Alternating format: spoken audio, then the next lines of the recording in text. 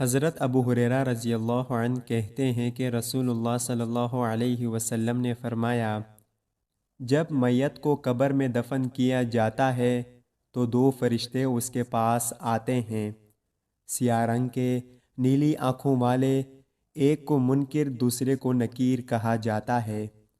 دونوں کہتے ہیں، تم اس شخص کے بارے میں کیا کہتے ہو؟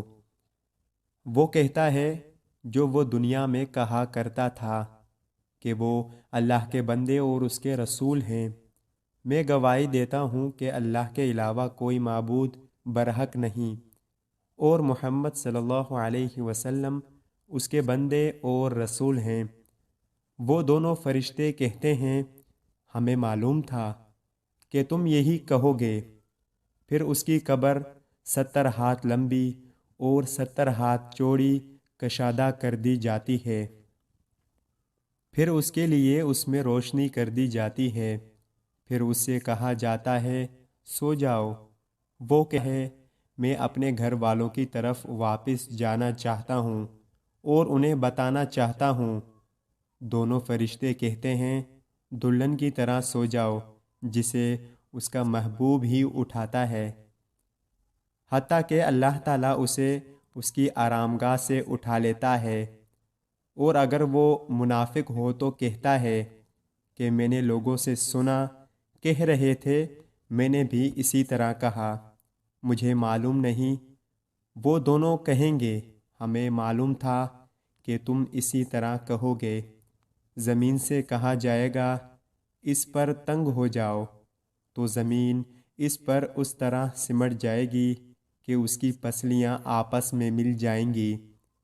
اسے اس قبر میں عذاب دیا جاتا رہے گا جب تک اللہ تعالیٰ اسے اس کی اس جگہ سے اٹھائے۔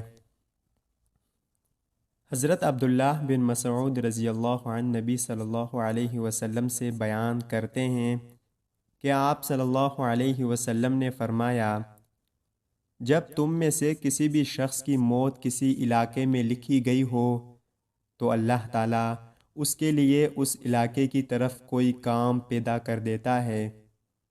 جب وہ اپنے مقام کی انتہا تک پہنچ جاتا ہے تو اللہ تعالیٰ اسے فوت کر دیتا ہے۔ قیامت کے دن زمین کہے گی، اے رب، یہ وہ بندہ ہے جو تو نے میرے پاس امانت رکھا تھا۔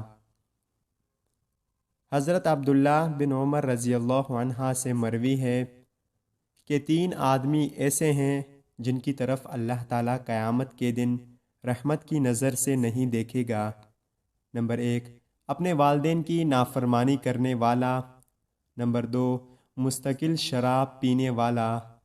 نمبر 3، اپنی دی ہوئی چیز پر احسان جتلانے والا یا احسان جتانے والا۔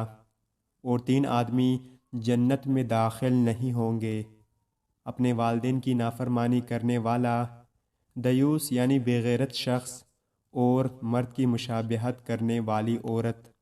اللہ تعالی ہم سب کو ان پیاری احادیث پر عمل کرنے کی توفیق عطا فرمائے، آمین یا رب العالمین۔ السلام علیکم ورحمۃ اللہ وبرکاتہ۔ آپ سب دیکھنے والوں کا بہت شکریہ۔